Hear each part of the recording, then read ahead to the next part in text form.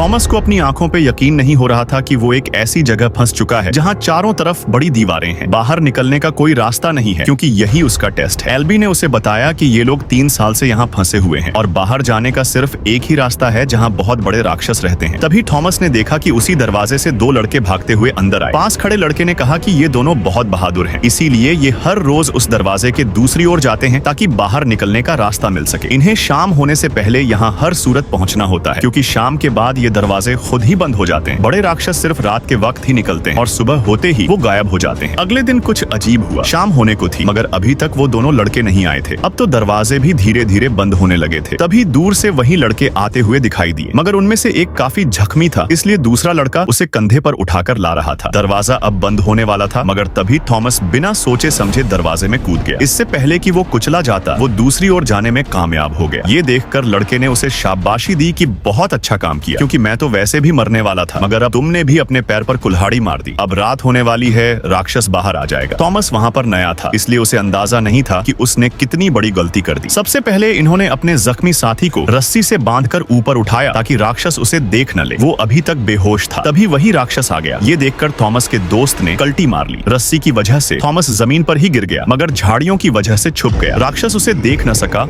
और आगे बढ़ गया। ये देखकर थॉमस वापस बाहर आया। उसे वो राक्षस कहीं भी दिखाई नहीं दिया। तभी उसके कंधे पर राल टपकी। ऊपर देखा तो वही राक्षस उसे भूखी नजरों से घूर रहा था। वो डर कर भागने लगा और किसी तरह राक्षस को उन झाड़ियों में फंसा दिया। तभी उसके दोस्त की आवाज आई कि जल्दी यहाँ आओ क्योंकि ये दरवाजा बंद होने वाला है। मगर थॉमस वहाँ नहीं गया। उसने राक्षस को अपनी ओर आकर्षित किया। जैसे ही राक्षस ने उस पर हमला किया, वो भागकर दरवाजे की दूसरी ओर चला गया मगर राक्षस बीच में ही कुचलकर मारा गया। अगली सुबह जब दरवाजा खुला तो किसी को अपनी आंखों पर विश्वास ही नहीं हो रहा था। थॉमस और उसका साथी अब भी जिंदा था। ये पहली बार था कि कोई इंसान पूरी रात अंदर गुजारने के बाद भी जिंदा बच गया था। अब सबको यकीन हो गया था कि थॉमस इसी तरह बाकी राक्षसों को भी मारकर इनके लिए बाहर निकलने का रास्ता ढूंढ लेगा, क्योंकि वो सबसे अलग था। मगर अगले दिन इससे भी ज्यादा अजीब हुआ। एक और इंसान को उस बंद ग्राउंड में लड़ने के लिए भेजा गया। जब थॉमस ने जाकर देखा तो वो एक लड़की थी जिसे वो हमेशा अपने सपने में देखता था। वो उसे जानता तो नहीं था मगर फिर भी लड़की का नाम मालूम था।